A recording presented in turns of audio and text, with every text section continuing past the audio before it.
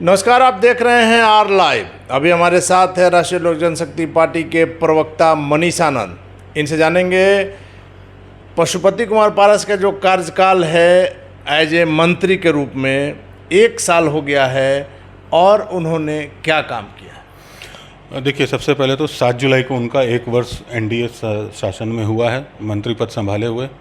और जब से मंत्री पद संभाला है, जिस दिन संभाला है, उन्होंने उसी दिन हाजीपुर में बिहार में 2 यूनिवर्सिटी रिसर्च यूनिवर्सिटी की घोषणा की है, जिसके लिए ज़मीन एक्वायर हो रहा है। और जो फूड पार्क का क्राइटेरिया था, जो उसके लिए पहले 25 एकड़ ज़मीन का प्रावधान था, अब उसको कम करके 10 एकड़ कर दिया गया है। तो माननीय मंत्री जी ने सर्वसुलभ के लिए इसको आसान बनाया है। मनीष जी, माननीय मंत्री जी के 1 साल के कार्यकाल में अभी जमीन का आवंटन हुआ है, उसके बाद तमाम प्रक्रिया पूरे होते होते शिलान्यास का समय आएगा, तब तक माननीय मंत्री जी का कार्यकाल पूरा हो जाएगा और आप कह देंगे कि हमने तो ये किया वो किया। देखिए, कोई भी चीज़ प्रोसेस से होता है। प्रोसेस में आपकी सरकार यहाँ वहाँ दोनों जगह इतना समय नहीं, देखिए उसके लिए भी लेकिन प्रोसेस होता है। आप ज़मीन देखते हैं, ज़मीन देखने के बाद उसकी सॉइल जांच होती है, सॉइल जांच के बाद उसको एनजीटी से क्लियरेंस लेना होता है, पर्यावरण वाले विभाग से, तभी आपका काम होगा। ये सारे प्रोसेसिंग वाले चीज़ें इसमें मान रहे हैं मनीष जी, लेकिन जब पहले बात होती थी कि सेंट्रल गवर्नमेंट को सपोर्ट नहीं कर रही है, वहाँ दूसरी सरकार है, यहाँ दूसरी सरकार है, अभी दोनों जगह जब एक ही सरकार है, वैसे में तो यह काम तुरंत होना चाहिए। देखिए, सरकारी संस्थान किसी के दबाव में काम करती है ना। एनजीटी है, एनजीटी अपना क्लियरेंस में समय लेगा, सॉइल जांच होगा, एक समय लगता है सॉइल जांच में, उसके तरह तरह के जांच होते हैं, वो रिपोर्ट क्लियर होगा, उसके बाद ही वो एनजीटी के पास जाएगा, एनजीटी से क्लियर होगा, नक्शा बनेगा, तब जाके कहीं काम शुरू होगा। लेकिन मनीष आनंद जी, बिहार में जो फूड प्रोसेसिंग के क्षेत्र में संभावनाएं हैं, 1 साल आपके मंत्री जी का हो गया है, वैसे में कुछ ऐसा बिहार में नज़र नहीं आ रहा है लोगों को कि पारस जी के मंत्री बनने से बिहार को क्या फायदा होगा। देखिए, फूड प्रोसेसिंग मंत्रालय जो है वो काफ़ी नया है। ये हरसिमरत जी की कौर के समय से ये शुरू हुआ है और हमारे मंत्री जी का ये दूसरे मंत्री हैं उस विभाग के।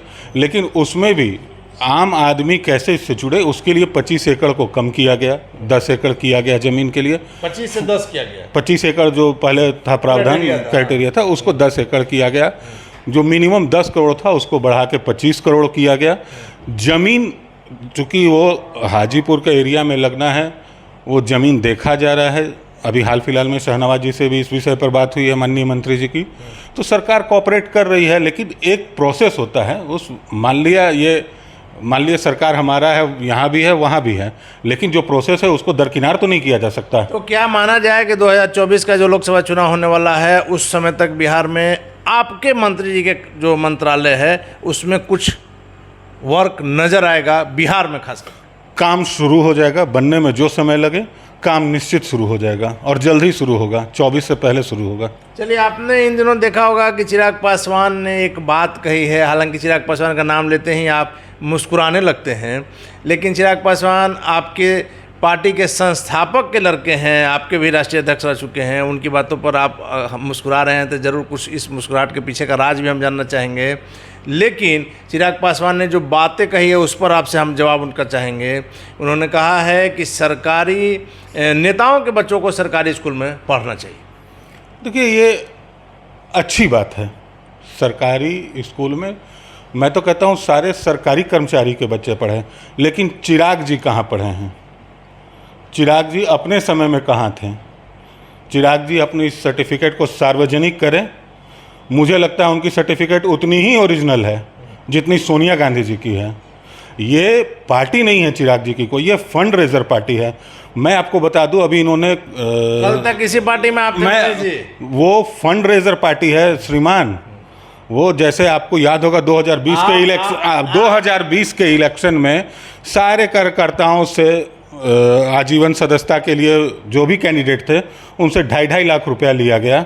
आज फिर कार्यकर्ता सदस्यता अभियान शुरू किए हैं। लेकिन उसके बाद जितने भी कैंडिडेट थे सबको प्रमोशन के नाम पे, जितने भी कैंडिडेट थे, 4 लाख रुपया लिया गया और 2-2 लाख रुपया टोपी, पोस्टर, बैनर के नाम पे लिए। ये एक फंड रेजर की तरह काम करते हैं और मैं आपको बता दूं वहाँ बहुत बड़ी टूट होने वाली है। बड़े नेता टूटने वाले हैं इनके कार्यशैली से। सबसे पहले टूट पर भी हम आएंगे, लेकिन आप अपने ऐसे नेता हैं जो अपने प्रवक्ता को अपना कंपटीटर मानते हैं, वो अपने प्रवक्ता को अपना कंपटीटर मानते हैं। आप अपने संस्थापक पर इल्ज़ाम लगा रहे हैं। ये संस्थापक आपकी पार्टी के जो हैं, आपने कहा कि उनकी पार्टी जो है वो फंड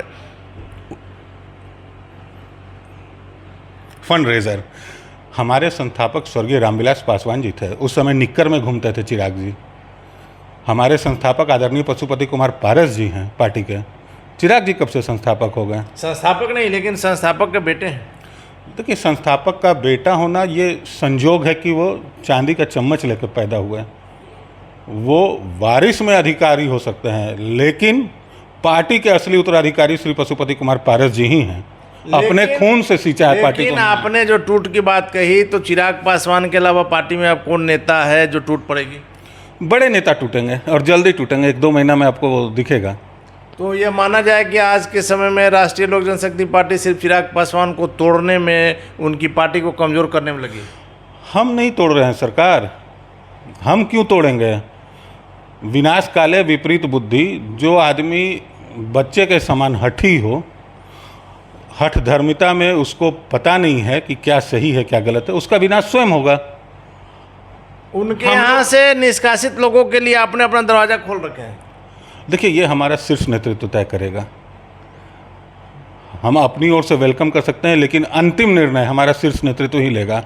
हमारे यहाँ एक वर्किंग कल्चर है, हमारे यहाँ एक वर्किंग कल्चर है, उसी कल्चर में काम होगा, शीर्ष नेतृत्व ही तय करेगा। लेकिन मनीष आनंद जी, चिराग पासवान जब अपने यहाँ किसी पर कार्रवाई करते हैं तो टीस आपको क्यों उभरती है? नहीं, टीस नहीं उभरती। अब तो मीडिया में सार्वजनिक हो गया है कि उनको हटाया क्यों गया। आप जिनकी भी बात कर रहे हैं, उनको हटाया क्यों गया? बस जिले इलाही के स्थान में उन्होंने अपना पक्ष रखा। अब जिले इलाही बुरा मान गए। क्या पक्ष रखा है? अगर आप किसी पार्टी के राष्ट्रीय अध्यक्ष को यह अधिकार नहीं है कि वो अपने संगठन में, अपने पार्टी में किसी को फेरबदल करे, जिसे चाहे उसे रखे, जिसे चाहे उसे हटाए? नहीं, उसका एक संवैधानिक प्रक्रिया होता है, वो कारण होना चाहिए ना। अगर आप कह रहे हैं कि काम नहीं कर रहा, किसी ने अपना पक्ष रखा, आप सिर्फ इस बात से नाराज होकर तो नहीं निकाल सकते हैं, और निकालने की प्रक्रिया होती है, कारण बताओ नोटिस दिया जाता है।